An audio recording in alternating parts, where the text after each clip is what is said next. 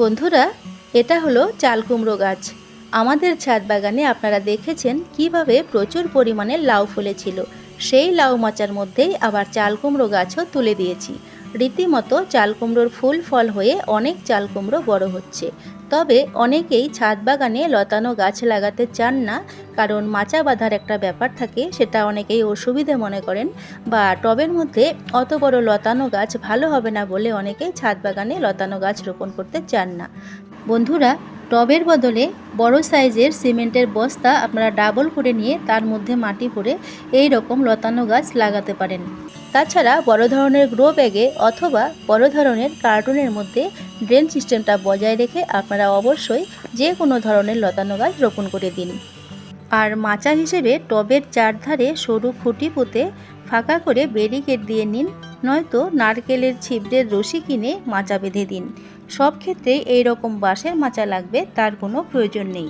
বন্ধুরা, আপনারা জানেন আমি ঝর্ণা, আর আপনারা দেখছেন ঝর্ণা তুষার ব্লগস চ্যানেল।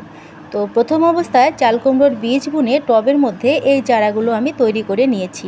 তারপর চারা এরকম বড় হতে হতেই নির্দিষ্ট জায়গায় প্রতিস্থাপন করেছি। টবের মধ্যে বীজ বপনের সময় মাটির সাথে শুধুই কম্পোস্ট সার মিশিয়ে বীজ বপন করতে হয়। অতিরিক্ত সার মাটিতে বীজ বপন করবেন না, তাহলে অঙ্কুরোদ্গম হবার আগে বীজগুলো পচে যেতে পারে। বীজ বপনের বা চারা প্রতিস্থাপনের ভিডিও আমার চ্যানেলে দিয়েছি, চাইলে দেখে নিতে পারেন। আজ যে কুমড়ো গাছগুলো শেয়ার করব, সেটা আমি দুটো চারা পাশাপাশি মাটিতে প্রতিস্থাপন করেছি খুবই অল্প জায়গায়। যেহেতু সেখানে খুব কম জায়গা, তাই আমি দড়ি বেঁধে বেঁধে গাছ দুটোকে উপরে তুলে ছাদের মাচায় তুলে দিয়েছি। তো চারাগুলো যেখানে বসানো আছে সেখান থেকে লাউয়ের মাচা প্রায় 15 ফিটের মতো ডিফারেন্স। তো এতটা উঁচুতে তুলতে গিয়ে গাছটাকে পুরো লম্বা করতে হয়েছে। আমি প্রথম গাছের যে ব্রাঞ্চগুলো বেরিয়েছিল সেগুলো ছেটে দিয়েছি। কুমড়োর শাক পাতা কিন্তু খাওয়া যায়, আপনারা সবাই জানেন। তো সেগুলো আমি ছেটে দিয়েছি আর গাছটাকে লম্বা হতে দিয়েছি। লম্বা হওয়ার পর গাছটা যখন মাচার উপরে উঠে পড়েছে, তারপরে ব্রাঞ্চ নিচ্ছি। তো টবের মাটিতে যদি আপনারা এইরকম লতানো গাছ রোপণ করে থাকেন, তাহলে সেক্ষেত্রে যত্নটা কিন্তু একটু অন্যরকম হয়। সেক্ষেত্রে গাছ একটু বড় হলেই গাছের প্রথম যে ডগাটা বেরোয় সেটা 4 ইঞ্চি মতো রেখে ছিটে দিতে হয়, তাহলে পাশাপাশি ব্রাঞ্চ হয়, গাছটা খুব ঝোপালো হয়। আর অল্প জায়গার মধ্যে টবের চারদিকে একটু মাচা বেঁধে দিলে গাছটা সেখানে বড় হতে পারে। কিন্তু আমার গাছটা যেহেতু মাটি থেকে প্রায় 15 ফিট উপরে উঠবে, সেই জন্য আমি পাশাপাশি যত ব্রাঞ্চ বেরিয়েছিল প্রথম অবস্থায় সেগুলো সব ছেটে দিয়েছি, তা না হলে গাছের ডগাটা কিন্তু এতটা উপরে লম্বা হয়ে আসতো না। এসব ক্ষেত্রে একটু খেয়াল রাখবেন, বীজগুলো যেন বেশি দিনের পুরনো না হয়। ধরুন গত বছরের বীজ আপনারা এবছর বপন করতে পারেন, সেই বীজগুলো থেকে যে চারাগুলো হবে সেই চারাগুলো কিন্তু খুব ভালো হবে এবং ফলনও বেশি হবে। তাই বীজগুলো আপনারা একটু খেয়াল করে কেনার চেষ্টা করবেন।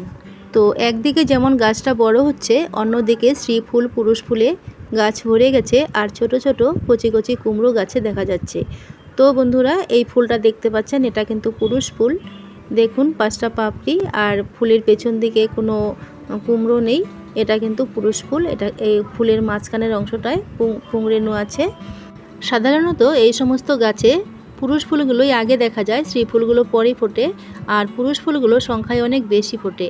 তো বন্ধুরা, এই যে দেখতে পাচ্ছেন, এটা কিন্তু স্ত্রী ফুল। দেখুন একটু কুমড়ো নিয়ে তারপরে ফুলটা ফুটেছে, অর্থাৎ ফল সহকারেই ফুলটা ফুটেছে। তো এই পুরুষ ফুলগুলো একসময় ঝরে পড়ে যাবে। তো আমরা মনে করি পুরুষ ফুলগুলো শুদ্ধই, সব ফুলগুলোকে আমরা কাউন্ট করার চেষ্টা করি যে এতগুলো ফুল হয়েছিল গাছে, তো কেন অধিকাংশ ফুল ঝরে পড়ে গেল। তা বন্ধুরা, যে অধিকাংশ ফুলগুলো ঝরে পড়ে যায় সেগুলো বেশিরভাগই পুরুষ ফুল, আর স্ত্রী ফুলও অনেক সময় ঝরে পড়ে যায়। তো সেই প্রসঙ্গে আমি আসছি।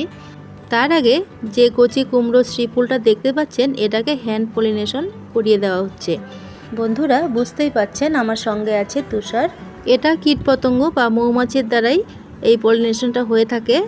তবে সেটা অপেক্ষা না করে আমি হ্যান্ড পলিনেশন করিয়ে দিয়ে কুমড়োটাকে বেঁধে দিব, কারণ কুমড়োটার মধ্যে এক রকমের মাছি পোকা এসে বসে। তো কচি অবস্থায় সেই মাছি পোকাগুলো যদি একটা কুমড়োর মধ্যে এসে বসে, তো সেখানে কিন্তু বাইরে থেকেই মাছি পোকা কুমড়োর মধ্যে ডিম পেড়ে রাখবে, আর পরবর্তীতে সেই কচি কুমড়ো কিন্তু টিকবে না, পচে যাবে।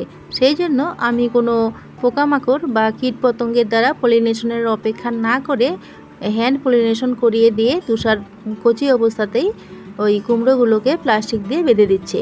আবার যখন কোনো শ্রী ফুল কোনো কীটপতঙ্গের দ্বারা পরাগায়ন না হয় বা হ্যান্ড পলিনেশনও করানো না হয়, তখন কিন্তু শ্রী ফুলটা অবশ্যই ঝরে পড়ে যাবে। আপনারা একটু বড় সাইজের প্লাস্টিক নেওয়ার চেষ্টা করবেন, আর সাদা রঙের প্লাস্টিক নেবেন বা ক্যারি ব্যাগ যেটাকে বলি। তো একটু বড় সাইজের ক্যারি ব্যাগ নিলে কি হয়, কুমড়োটা যেহেতু ওই ক্যারি ব্যাগের মধ্যেই বড় হবে, যাতে করে ক্যারি ব্যাগটা কুমড়োর গায়ে গায়ে লেগে না থাকে, সেই জন্য একটু বড় ধরনের ক্যারি ব্যাগ নেবেন। আর বৃষ্টি হলে ওই ক্যারি ব্যাগের মধ্যে কিন্তু জল জমে যাবে, তো সেই জন্য যাতে সেই জলটা বা ক্যারি ব্যাগটা কুমড়োর গায়ে গায়ে লেগে না থাকে, সেই জন্য ক্যারি ব্যাগটা একটু বড় সাইজের নেওয়ার চেষ্টা করবেন। আর অবশ্যই সাদা রঙের ক্যারি ব্যাগ নেবেন। তো সাদা রঙের ক্যারি ব্যাগ দিলে কি হয়, বাইরে থেকেই কুমড়োটাকে দেখা যায় যে কুমড়োটা কত বড় হলো, তোলার উপযুক্ত হয়েছে কিনা। প্লাস্টিকগুলো বাঁধার সময় নিচের দিকে একটু ফুটো করে দেবেন, যাতে জল জমতে না পারে, সেখান থেকে বেরিয়ে যায়। তো আমি আগে ফুটো করে দিইনি বলে এখন একটু প্লাস্টিকের ভেতরটা কেটে দিচ্ছি, জলগুলো যাতে ঝরে পড়ে। তো ক্যারি ব্যাগ দিয়ে কুমড়োগুলো বেঁধে দিয়েছি একদম কচি অবস্থাতেই। তো কুমড়োগুলো দেখুন কত সুন্দরভাবে বড় হয়েছে। কুমড়োগুলো কিন্তু বড় হতে কোনো অসুবিধে হয়নি, বরঞ্চ কুমড়োগুলো নিখুঁতভাবে বড় হয়েছে। তা না হলে কিন্তু কুমড়োগুলো ওই পোকায় ডিম পারলে কুমড়োগুলো ফুটো হয়ে যেত বা এক এক দিকে বেঁকে যেত, কুমড়োগুলো কিন্তু এত সুন্দর মসৃণ হতো না। তো বন্ধুরা, একে একে আমি অনেকগুলো কুমড়ো আজকে তুলতে পারবো। একসাথে অনেকগুলো চাল কুমড়ো বড় হয়েছে, আর কুমড়োগুলো এত বড় হলেও কিন্তু এখনও কচি। আর চাল কুমড়োগুলো কচি অবস্থাতেই বেশি সুস্বাদু হয়। আর কুমড়োগুলো বেঁধে না দিলে কি অবস্থা হয় দেখুন, আমি একটা কুমড়ো বাঁধিনি, তো সেটা দেখেই বুঝতে পারবেন কুমড়োগুলো কি অবস্থা হয়। বাকি কুমড়োগুলো কিন্তু ক্যারি ব্যাগের মধ্যে বড় হয়েছে এবং খুব সুন্দরভাবে নিখুঁতভাবে বড় হয়েছে। তো প্রায় সময়ই দেখা যায় যে অনেক কচি কচি চাল কুমড়ো পচে যাচ্ছে বা ঝরে যাচ্ছে। তো এটার কারণ হিসেবে আমি বললাম যে পরাগায়ন না হলে এটা হতে পারে। তো আরেকটি গুরুত্বপূর্ণ কারণ হলো পুষ্টির অভাব। তাই গাছকে সঠিক সময়ে সঠিক মাত্রায় খাবার দিতে হবে।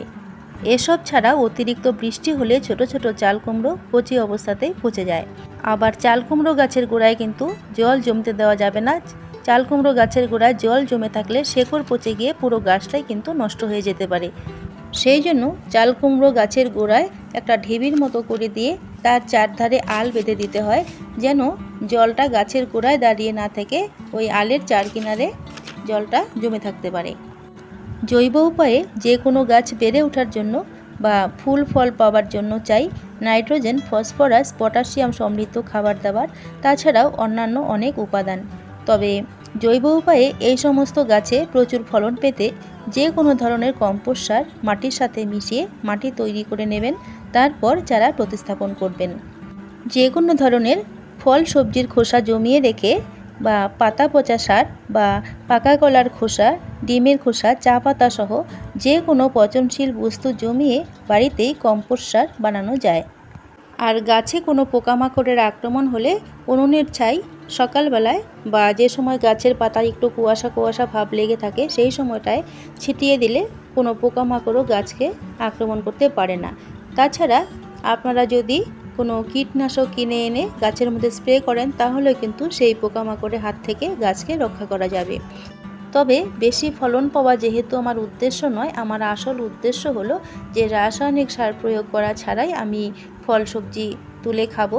তো সেই জন্য আমি জৈব উপায়ে যতটুকু গাছটাকে যত্ন করি, ততটুকুতেই আমার যতটুকু চাল কুমড়ো হয়েছে আমি কিন্তু প্রয়োজনের অধিক ফলন পেয়ে গেছি। বন্ধুরা, সবার ক্ষেত্রে সমান নয়, অনেকের কাছে হয়তো জৈব সার হাতের কাছে নাই থাকতে পারে। তো সেক্ষেত্রে আপনারা বাজার থেকে রাসায়নিক সার এনপিকে 10-26-26 কিনে আনতে পারেন। আর চারাটার প্রতিস্থাপনের পর যখন মাটিতে লেগে যাবে, তখন গাছের গোড়ার থেকে কিছুটা দূরে দূরে রাউন্ড করে মাটি খুঁড়ে দিয়ে 10-26-26 কিছু দানা আপনারা ছিটিয়ে দিয়ে তারপর মাটি চাপা দিয়ে জল দিতে পারেন। এতে করে গাছটা খুব তাড়াতাড়ি বেড়ে উঠবে আর ফলন দিতে শুরু করবে। তবে এই রাসায়নিক সারটা যেন কোনোভাবেই গাছের গোড়ায় দেবেন না, গাছ থেকে হাফ ফিট দূরে মাটিটা হালকা খুঁড়ে নিয়ে তারপর এই সারটা প্রয়োগ করবেন। তো বন্ধুরা দেখুন, একটা চাল কুমড়ো আমি বীজের জন্য রেখেছি, কারণ সামনের বছর যখন আমি বীজ বপন করব, তখন আমি নিজের হাতেই এই কুমড়ো থেকে বীজ তুলে নিয়ে সেই বীজগুলোই বপন করব। তো এই কুমড়োটা দেখুন একটু সাদা সাদা হয়ে গেছে। তো আরও কিছুদিন যাক, গাছটা যখন মরে যাবে তখন আমি এটা গাছ থেকে পেরে নিব। তারপর এটা অনেক দিন ঘরে রেখে দেওয়া যাবে। তো আর যখন বীজ নেওয়ার সময় হবে তখন এটাকে কেটে আমি বীজগুলো বার করব। বীজগুলো বের করে নেবার পর কুমড়োটাকে কিন্তু রেসিপি করে খাওয়া যাবে। বন্ধুরা ভালো লাগলে একটা লাইক করে দেবেন, আর কোনো জিজ্ঞাসা থাকলে অবশ্যই কমেন্ট করবেন।